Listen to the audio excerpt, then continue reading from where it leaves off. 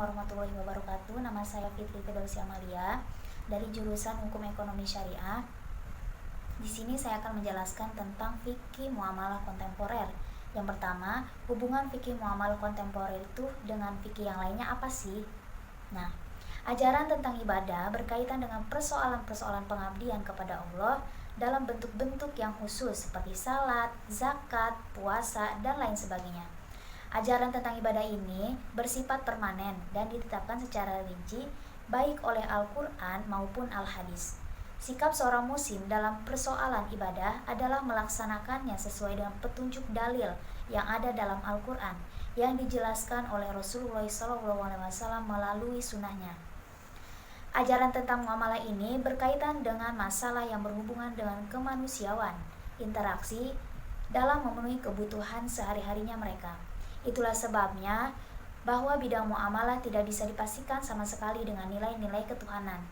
Dan dalam buku fikih lain menyatakan sesuai dengan arti fikih muamalah dalam arti luas.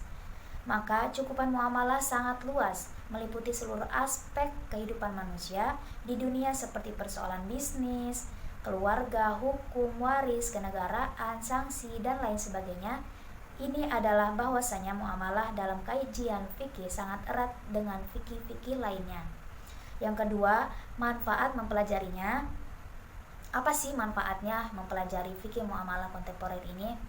Ada berbagai manfaat yang bisa didapat bila kita belajar muamalah ini. Salah satunya yaitu memudahkan kita untuk mengetahui hukum-hukum fikih tanpa perlu menghafalkan permasalahannya satu persatu. Manfaat kedua yaitu membantu penentuan hukum kontemporer atau baru dengan mudah bila kita menguasai kaidah-kaidah fikih. Manfaat yang ketiga yaitu mengetahui keindahan syariat Islam dari kaidah-kaidah fikih. Kita juga dapat mengatasi masalah yang ada sekarang ini dengan mudah bila menguasai kaidah-kaidah fikih. Fikih muamalah ini lebih berfokus pada urusan dunia, terlebih lagi jual beli. Jadi, bila kita mempelajari muamalah ini, kita akan bisa belajar masalah usaha atau bisnis, bagaimana kita menjalankan toko-toko dengan syariat Islam.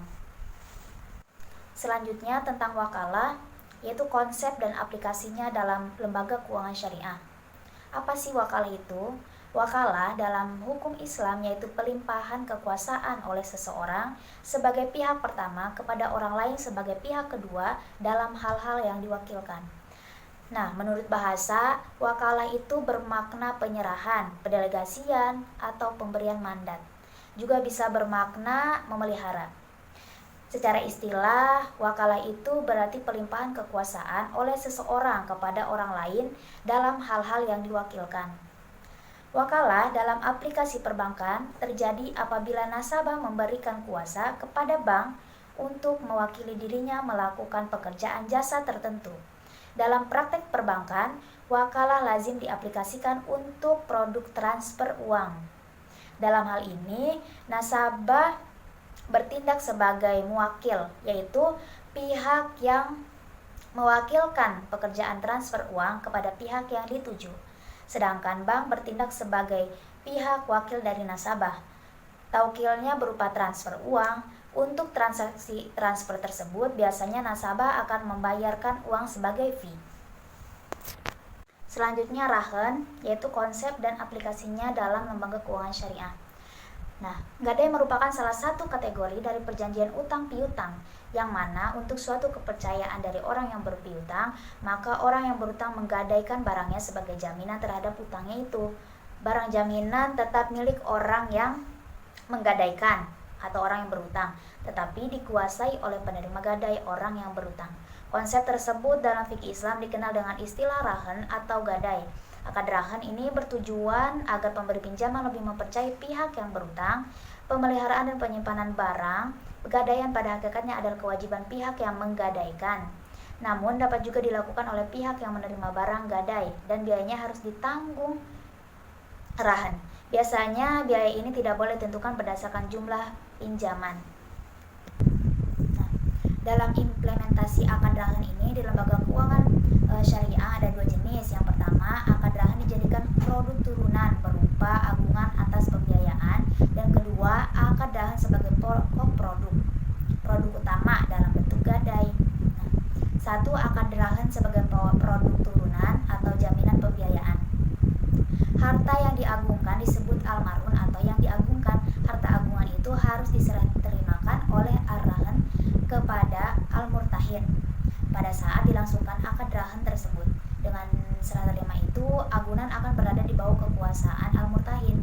Jika harta agunan itu termasuk harta yang bisa dipindah-pindah seperti TV dan barang lainnya, atau misalkan perhiasan atau semisalnya, maka serah terimanya adalah dengan melepaskan barang agunan tersebut kepada penerima agunan. Nah, bisa juga diserah terimakan adalah sesuatu dari harta itu yang menandakan berpindahnya kekuasaan atas harta itu ke tangan al-murtahin. Jika harta tersebut merupakan barang tak bergerak seperti rumah, tanah, dan lain-lain. Kedua, pemanfaatan almarhun oleh al-murtahin. Setelah serah terima, agunan berada di bawah kekuasaan al-murtahin. Namun, itu bukan berarti al-murtahin boleh memanfaatkan harta agunan tersebut, sebab agunan hanyalah tausik, sedangkan manfaatnya tetap menjadi hak pemiliknya, yakni ar-rahin. Karena itu, ar-rahin berhak memanfaatkan tanah yang dia agunkan. Ia juga berhak menyewakan barang agunan, misal menyewakan rumah atau kendaraan yang dia agunkan, baik kepada orang lain atau kepada al-murtahin. Tentu dengan catatan tidak mengurangi manfaat barang yang diagunkan. Ia juga boleh menghibahkan manfaat barang itu atau mengizinkan orang lain untuk memanfaatkannya, baik orang tersebut adalah murtahin atau orang yang mendapatkan agunan maupun bukan. Nah, selanjutnya saya akan menjelaskan tentang hukum perbankan di Indonesia. Yang pertama tentang kredit perbankan. Nah, pengertian kredit perbankan itu apa sih? Nah, secara ringkas, kredit merupakan fasilitas keuangan yang memungkinkan seseorang atau badan usaha meminjam uang untuk membeli produk dan membayarnya kembali dalam jangka waktu yang telah ditentukan dengan dikenakan bunga. Berdasarkan Undang-Undang Perbankan, kredit adalah penyediaan uang atau tagihan yang dapat disamakan dengan itu berdasarkan persetujuan atau kesepakatan pinjam-meminjam antara bank dan pihak lain yang mewajibkan pihak meminjam untuk melunasi utangnya setelah jangka waktu tertentu dengan pemberian bunga. Kredit disediakan oleh Bank Umum Konvensional, BPR, dan Pegadaian. Unsur kredit. Nah, unsur kredit ini terdiri dari terdapat dua pihak, yaitu pemberi kredit dan penerima kredit. Yang kedua, terdapat kepercayaan pemberi kredit kepada penerima kredit yang didasarkan atas peringkat kredit. Yang ketiga, terdapat persetujuan. Yang keempat, terdapat penyerahan barang, jasa, atau ruang dari pemberi kredit kepada penerima kredit. Yang kelima, terdapat unsur waktu yang menjadi unsur esensial dalam kredit. Yang keenam, terdapat unsur resiko baik dari pihak pemberi kredit maupun di pihak penerima kredit. Dan yang terakhir, terdapat unsur bunga sebagai kompensasi kepada pemberi kredit. Selanjutnya, fungsi kredit apa sih? Yang pertama, meningkatkan daya guna uang. Yang kedua, meningkatkan peredaran dan lalu lintas uang. Ketiga, meningkatkan daya guna barang. Dan yang terakhir, sebagai alat stabilitas ekonomi.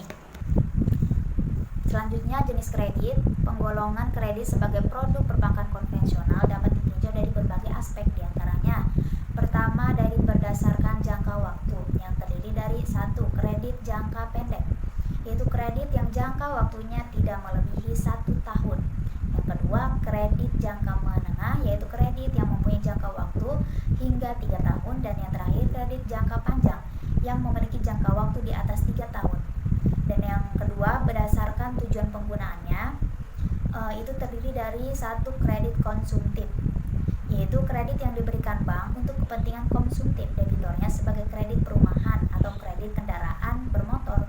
Yang kedua, kredit produktif terdiri dari kredit investasi, yaitu kredit untuk keperluan pegadaian modal atau alat produksi atau barang-barang yang tahan lama. Kedua, kredit modal kerja, yaitu kredit untuk membiayai pembelian modal lancar yang habis dalam pemakaian. Dan terakhir, kredit likuiditas, yaitu kredit yang diberikan sebagai bantuan terhadap perusahaan yang sedang kesulitan. Nah, yang ketiga, berdasarkan pihak objek yang ditransfer, yaitu terdiri dari satu, kredit uang, di mana pemberian dan pengembalian kreditnya dilakukan dalam bentuk uang. Terus yang kedua, kredit bukan uang, yaitu di mana kredit diberikan dalam bentuk barang dan jasa dan pengembaliannya dilakukan dalam bentuk uang. Dan yang keempat, berdasarkan negara asal kreditor yang terdiri dari satu kredit domestik, yaitu kredit yang pihak kreditor utamanya berasal dari dalam negeri, dan kreditor luar negeri, yaitu kredit yang pihak kreditornya berasal dari luar negeri. Dan yang terakhir, berdasarkan jumlah kreditor, terdiri dari satu kredit dengan kreditor tunggal, yang kredit pihak kreditornya hanya terdiri dari satu, dan kredit sindikasi, yaitu kredit di mana pihak kreditornya lebih dari satu atau terdiri dari beberapa badan hukum, dan biasanya salah satu di antara kreditor tersebut bertindak sebagai lead kreditor. Siklus kredit dan aspek hukum terkait. Pertama, siklus perkreditan yang dimulai sejak permohonan kredit hingga akhirnya disetujui, dicairkan, diawasi, dan pelunasan kredit. Yang pertama, permohonan kredit yang diajukan oleh calon nasabah kepada bank umumnya dilakukan dengan menyampaikan dokumen-dokumen sebagai berikut. 1. Surat permohonan. 2. Akte pendirian perusahaan. 3. Penjelasan atau uraian singkat tentang rencana proyek atau bisnis yang akan dilakukan oleh nasabah. 4. Untuk proyek yang cukup besar dan membutuhkan jumlah kredit yang besar, dilengkapi dengan suatu laporan kelayakan proyek feasibility study yang disusun oleh suatu lembaga konsultan yang ditunjuk oleh calon nasabah. Yang kelima, laporan keuangan perusahaan. 6. Informasi-informasi lain yang biasanya selalu diminati oleh bank, diantaranya NPWP, nomor pokok wajib pajak, keterangan domisili dari perusahaan, izin-izin yang telah diperoleh dalam rangka pembangunan proyek maupun bisnis yang telah berjalan, dan rekening perusahaan pada beberapa bank. Yang kedua, analisis kredit.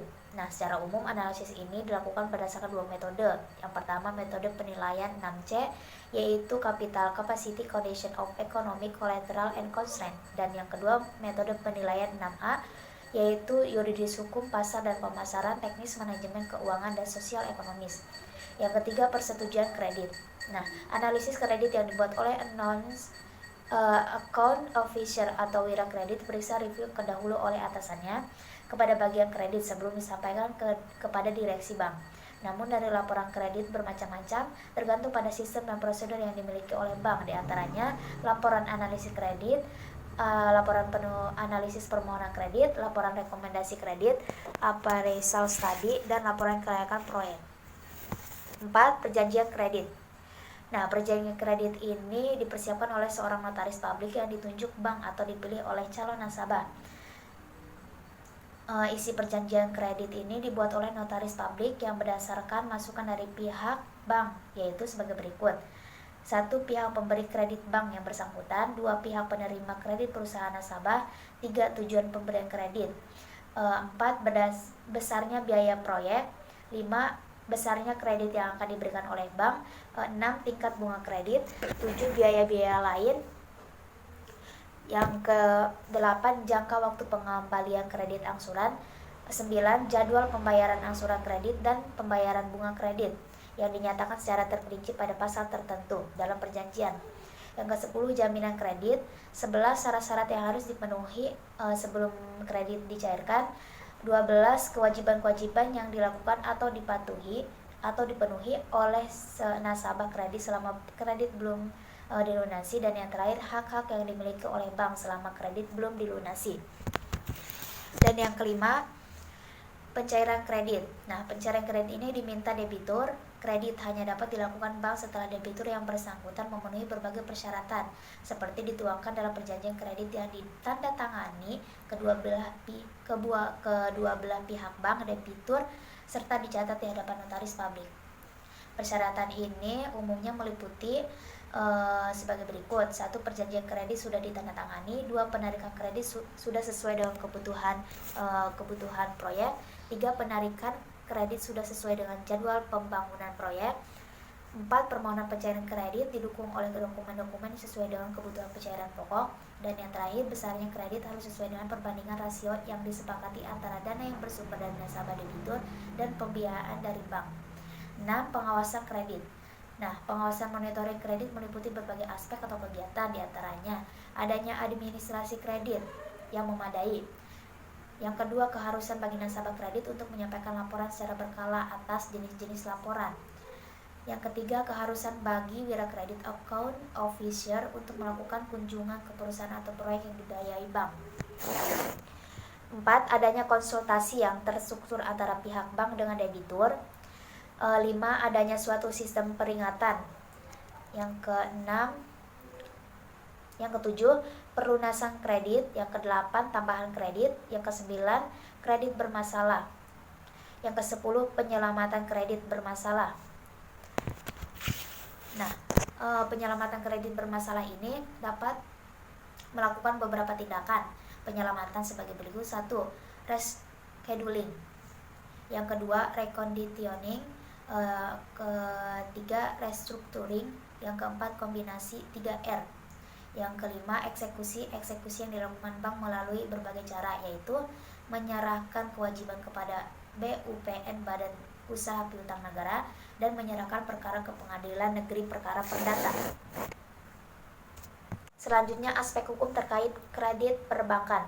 Nah, pada hakikatnya perjanjian kredit itu termasuk perjanjian innominat yang hanya tunduk kepada ketentuan umum mengenai perjanjian dan juga tunduk kepada kebiasaan, jurisprudensi, dan kepada pasal-pasal yang telah disepakati dalam kontrak yang dibuatnya, sehingga tidak perlu diklasifikasikan ke dalam perjanjian pinjam pakai habis yang mana akan memposisikan perjanjian kredit itu sendiri sebagai perjanjian pendahuluan.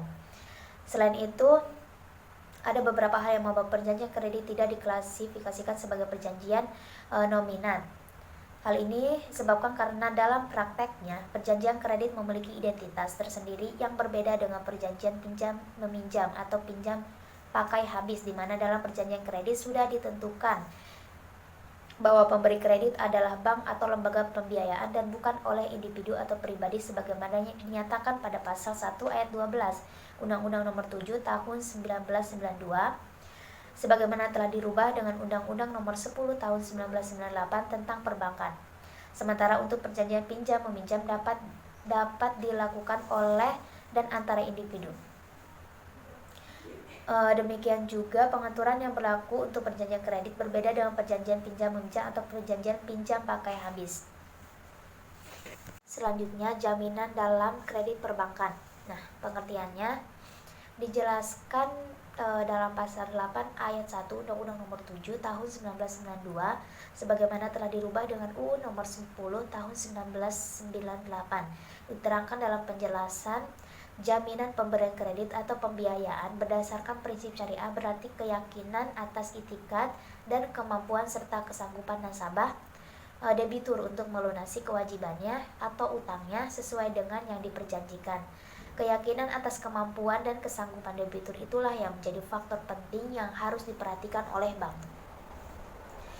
Dan juga disebutkan pada pasal 2 ayat 1 Surat Keputusan Direksi Bank Indonesia nomor 23/69/DIR tanggal 28 Februari 1991 tentang jaminan pemberian kredit, bahwa yang dimaksud dengan jaminan adalah suatu keyakinan bank atas kesanggupan debitur untuk melunasi kredit sesuai dengan yang diperjanjikan. Konsep jaminan kredit perbankan dalam Undang-Undang Perbankan atau UU Nomor 7 Tahun 1992 dan perubahannya pada UU Nomor 10 Tahun 1998 menempatkan agunan sebagai salah satu faktor yang dapat dijadikan sebagai pertimbangan bank dalam mencapai keyakinan atas kemampuan dan kesanggupan nasabah debitur untuk memenuhi kewajibannya atau membayar hutang. Nah, jenis jaminan kredit perbankan itu ada dua. Yang pertama, jaminan perorangan. Yang merupakan jaminan yang diberikan perorangan kepada bank, dan yang kedua jaminan perusahaan yang merupakan jaminan yang diberikan oleh perusahaan kepada bank. Baik, selanjutnya saya akan menjelaskan tentang hukum bisnis. Yang pertama tentang penanaman modal asing. Penanaman modal asing itu biasa disebut dengan PMA, merupakan kegiatan penanaman modal yang dilakukan oleh penanam modal asing dan bertujuan agar dapat melakukan usaha di wilayah negara Republik Indonesia. Nah, proses pendirian PT PMA ini meliputi 1. Memastikan kelengkapan dokumen, 2. Memenuhi nilai investasi, 3. Membuat nomor induk berusaha, yang keempat menyelesaikan lokasi usaha, dan yang terakhir melengkapi kelengkapan khusus lainnya. Negatif list. Nah, Indonesia menganut pendekatan daftar negatif. Pendekatan ini merupakan pendekatan yang lebih longgar dibandingkan dengan pendekatan positif. Dalam hal investasi, pendekatan positif berarti hanya sektor yang dicantumkan dalam daftar yang terbuka untuk investasi. Sedangkan pendekatan negatif berarti selain sektor-sektor yang dicantumkan pembatasannya dalam DNI, sektor itu terbuka 100% untuk investasi. Adapun dasar hukum DNI yaitu pada pasal 12 ayat 1 Undang-Undang Nomor 25 Tahun 2007 tentang penanaman modal, yaitu semua bidang usaha atau jenis usaha terbuka bagi kegiatan penanaman modal kecuali bidang usaha atau jenis usaha yang dinyatakan tertutup dan terbuka dengan persyaratan. Pemerintah harus mempertimbangkan bagaimana menjaga keseimbangan antara masuknya investasi dan perlindungan bagi masyarakat dalam menetapkan DNI. Dan investor harus memperhatikan DNI yang telah ditetapkan itu sebelum melakukan penanaman modal. Selanjutnya, struktur PT Joint Venture. Nah, struktur Joint Venture Agreement harus mencerminkan hubungan yang jelas di antara para pihak dan dapat menggambarkan pengembangan hubungan tersebut di masa yang akan datang, sekurang-kurangnya meliputi 3 tahap. Nah, 1. Sebelum perusahaan patungan yang baru akan dibentuk, para pihak harus menentukan langkah-langkah yang harus diambil, baik langkah informal maupun langkah formal. Yang kedua, penentuan kewajiban-kewajiban dan hak-hak pada para pihak selama proses pembentukan perusahaan gabungan joint venture company. Yang ketiga, pada saat perusahaan baru dibentuk harus ditentukan hak dan kewajiban para pihak di dalam perusahaan tersebut hingga perusahaan berjalan dan berkembang dalam kondisi yang stabil. Struktur joint venture agreement yang disepakati oleh para pihak menjadi kerangka penting untuk membentuk perusahaan patungan joint venture company disebut franchise. Sedangkan pembeli hak untuk menggunakan metode itu disebut franchise. Selanjutnya, kawasan berikat. Nah, kawasan berikat ini merupakan tempat penimbunan berikat untuk menimbun barang impor atau barang yang berasal dari tempat lain dalam daerah pabean guna diolah atau digabungkan yang hasilnya terutama untuk diekspor. Kegiatan yang utama yang dilakukan di dalam kawasan berikat adalah kegiatan pengolahan atau memproses bahan mentah, bahan baku, bahan setengah jadi, dan barang yang jadi menjadi barang dengan nilai yang lebih tinggi untuk penggunaannya. Selanjutnya, kemudahan investasi. Investasi itu merupakan pintu masuk dalam menciptakan lapangan pekerjaan, mensejahterakan masyarakat, dan memberikan nilai tambah dalam rangka meningkatkan produktivitas Indonesia. Nah, dengan meningkatnya investasi ini di daerah, maka akan berdampak pada peningkatan pendapatan daerah dan peningkatan kesejahteraan masyarakat. Sehubungan dengan manfaat investasi yang diterima oleh daerah, kepala daerah harus melakukan berbagai inovasi untuk memberikan kemudahan akses investasi kepada calon investor yang akan berinvestasi di daerahnya, yaitu berupa penyederhanaan layanan perizinan sesuai kewenangan daerah serta penyediaan informasi terhadap potensi yang dimiliki daerah yang dapat diakses dengan mudah. Ini merupakan suatu bentuk kemudahan dalam investasi. Selanjutnya, kepailitan dan likuidasi perusahaan. Pertama, kepailitan perusahaan. Nah, perusahaan ini dinyatakan pailit jika tidak mampu melaksanakan kewajiban pembayaran utang piutang kepada pihak tertentu, sehingga perusahaan dalam kondisi keuangan sehat pun dapat dinyatakan pailit jika tidak membayarkan kewajibannya dan terus menumpukan utang. Umumnya perusahaan menjadi pailit karena tidak mampu bersaing dalam pasar dan mengalami proses inovasi yang lamban. Kebutuhan konsumen dapat berubah dengan cepat. Selain itu, dengan perkembangan teknologi informasi saat ini, tren dan produk baru muncul setiap saat. Dengan demikian, semua hal tersebut akan berdampak pada pendapatan, laba, kemampuan keuangan perusahaan, kewajiban. Perusahaan wajib terus berinovasi untuk bertahan hidup dan menghindari kebangkrutan yang bisa menimpa siapapun. Kurang mengamati gerakan pesaing juga menyebabkan perusahaan pailit. Selanjutnya, penundaan kewajiban pembayaran hutang atau disebut dengan PKPU, yaitu prosedur yang dapat dilakukan debitur untuk menghindari kepailitan menurut pasal 22 ayat 2 Undang-Undang Nomor 37 Tahun 2004 tentang kepailitan dan penundaan kewajiban pembayaran hutang.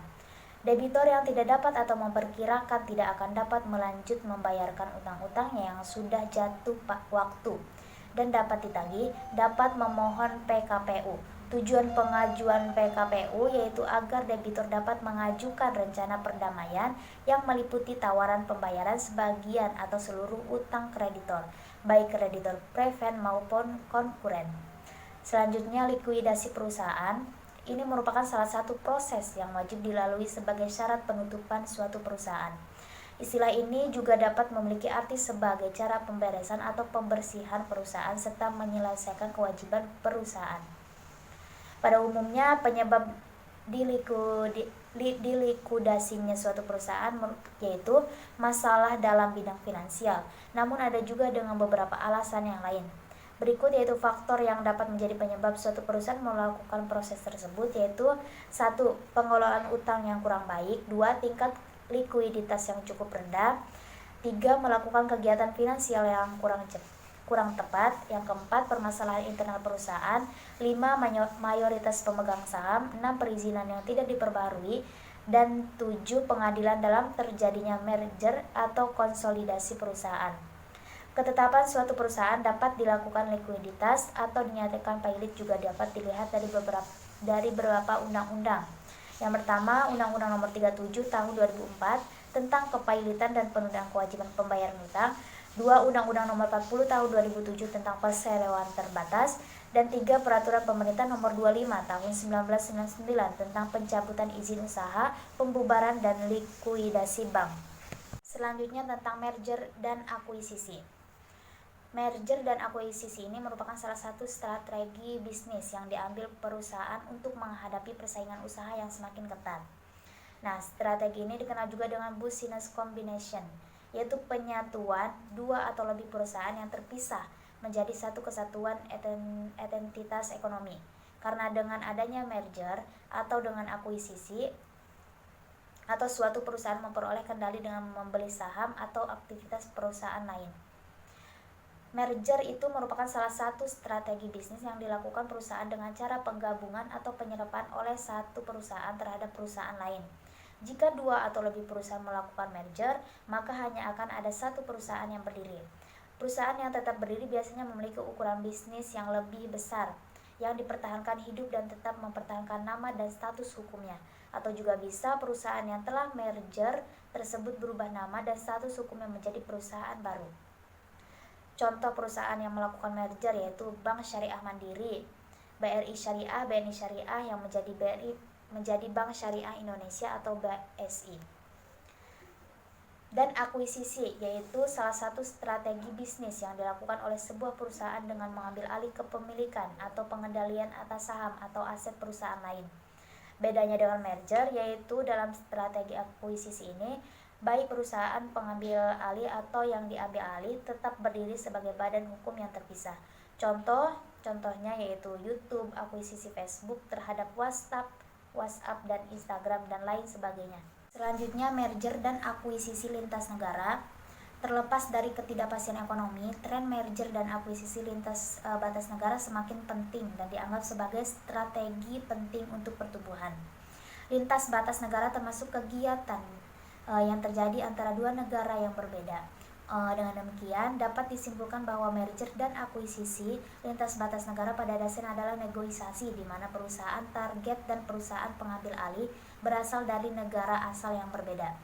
Merger dan akuisisi lintas batas negara telah menjadi strategi yang diharapkan oleh perusahaan multinasional. Selanjutnya, prosedur pelaksanaan merger dan akuisisi, yaitu secara garis besar prosedur hukum tentang merger dan akuisisi itu yang umum sebagai berikut. 1. Penjajakan kedua perusahaan tentang kemungkinan untuk melakukan merger dan akuisisi. 2. Dilakukan langkah-langkah persiapan oleh kedua perusahaan yang akan melakukan merger dan akuisisi. 3. Para pihak dalam merger atau pihak pengakuisisi mulai menunjuk pihak-pihak yang terlibat dalam proses pelaksanaan. 4. Direksi dari kedua belah pihak dalam merger atau direksi perusahaan pengakuisisi membuat proposal untuk merger dan akuisisi. 5. Proposal merger dan akuisisi tersebut dituangkan dalam rancangan merger dan akuisisi. 6. Pengumuman isi ringkisan rancangan. 7. Memanggil dan membuat rapat umum pemegang saham. 8. Lawyer mulai merancang dan mendiskusikan skema dan prosedur yang akan ditempuh. 9. Lawyer mulai membuat legal audit. 10. Akuntan mulai meneliti pembukuan dan neraca perusahaan. 11. Penilai mulai melakukan penilaian terhadap aset-aset perusahaan merger atau akuisisi. 12. Konsultan manajemen mulai menelaah manajemen dari perusahaan-perusahaan. 13. Mulai ditetapkan langkah-langkah strategis. 14. Lawyer mulai membuat draft kontrak merger atau akuisisi. 15. Dibuat rancangan perubahan anggaran dasar. 16. Pengajuan izin merger dan akuisisi kepada yang berwenang. 17. Kontrak merger dan akuisisi ditandatangani. 18. Pendaftaran perubahan anggaran dasar ke dalam daftar perusahaan. 19. Pengumuman perubahan anggaran dasar ke dalam tambahan berita negara.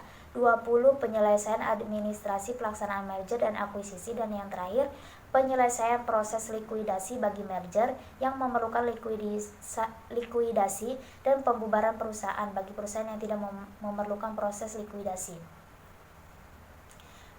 Dan selanjutnya, merger dan akuisisi dalam hubungan dengan anti monopoli.